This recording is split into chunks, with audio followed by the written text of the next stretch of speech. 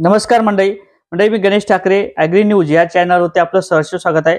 मंडळी पीएम किसानच्या 21व्या हप्त्यासंदर्भात राज्य सरकारने माहिती दिलेली आहे। केंद्र सरकारच्या माध्यमातून त्या पीएम किसानच्या 21व्या हप्त्याचं वितरण केलं जाणार आहे। आता अनेक शेतकऱ्यांना प्रश्न पडलेला असेल, नमो शेतकरी सन्मान निधीचं काय होणार, नमो शेतकरी सन्मान निधीचा हप्ता कधी मिळणार, यासाठी काही तारीख देण्यात आलेली आहे का आणि कधीपर्यंत हे पैसे जमा केले जाऊ शकतात, याचीच माहिती आपण या व्हिडिओच्या माध्यमातून समजून घेण्याचा प्रयत्न करणार आहोत। म्हणजे तुम्ही चॅनलवर नवीन असाल तर या साईडला एक सबस्क्राइबचं काळं बटन दिसेल, त्याच्यावरती क्लिक करा। हा व्हिडिओ शेवटपर्यंत बघायला सुद्धा विसरू नका आणि हा व्हिडिओ आवडला तर लगेच शेअर करायला विसरू नका।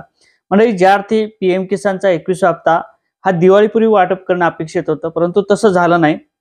इतर राज्यात मात्र शेती पिकाचं नुकसान झाल्यानंतर सुद्धा शेतकऱ्यांना तात्काळ हे पैसे देण्यात आले होते आणि त्यानंतर बिहारचं राजकारण झालं, बिहारचे इलेक्शन पार पडले, आचारसंहिता संपल्या आणि त्यानंतर लगेच शेतकऱ्यांना नुकसान म्हणजे पीएम किसानचा जो काही हप्ता असेल त्यासाठी जे काही 2000ची तरतूद असेल ती केंद्र सरकारच्या माध्यमातून करण्यात आली होती आणि ती नंतर लगेच वाटप करण्याचे आदेश सुद्धा देण्यात आलेले आणि 19 नोव्हेंबरला आता शेतकऱ्यांच्या खात्यावर पैसे जमा केले जाणार आहे।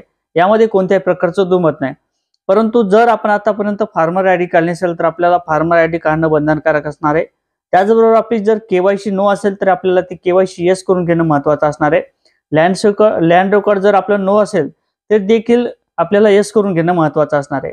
आणि जर आतापर्यंत आपल्याला 20व्या हप्त्याचे पैसे मिळाले नसतील तर आपण तलाठी किंवा जिल्हाधिकारी यांना, कृषी अधिकारी यांना भेट देऊन ते प्रक्रिया पूर्ण करू शकता आणि त्यानंतर आपल्या खात्यावरती हे पैसे जमा केले जातील। परंतु अनेक शेतकऱ्यांच्या माध्यमातून सध्या विचारला जाणारा प्रश्न म्हणजे जे काही नमो शेतकरी सन्मान निधीचा हप्ता असेल त्या संदर्भात काही माहिती आलेली आहे का। निश्चितच त्या संदर्भात सुद्धा माहिती आलेली आहे।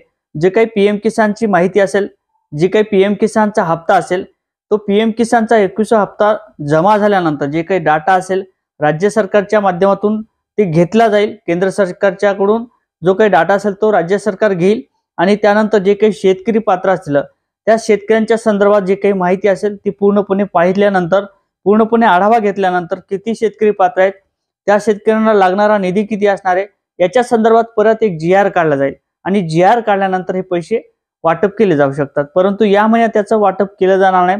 दुसऱ्या महिन्यात म्हणजे 12व्या महिन्यात शेवटच्या आठवड्यापर्यंत किंवा पहिल्या किंवा दुसऱ्या आठवड्यापर्यंत हे पैसे शेतकऱ्यांच्या खात्यावर जमा केले जाणार आहेत। म्हणजे पीएम किसानचा हा 21वा हप्ता आता शेतकऱ्यांच्या खात्यावर जमा केला जाणार आहे आणि नमो शेतकरी सन्मान निधीचा जो काही हप्ता असणार आहे तो पुढच्या महिन्यात शेतकऱ्यांच्या खात्यावर जमा केला जाणार आहे।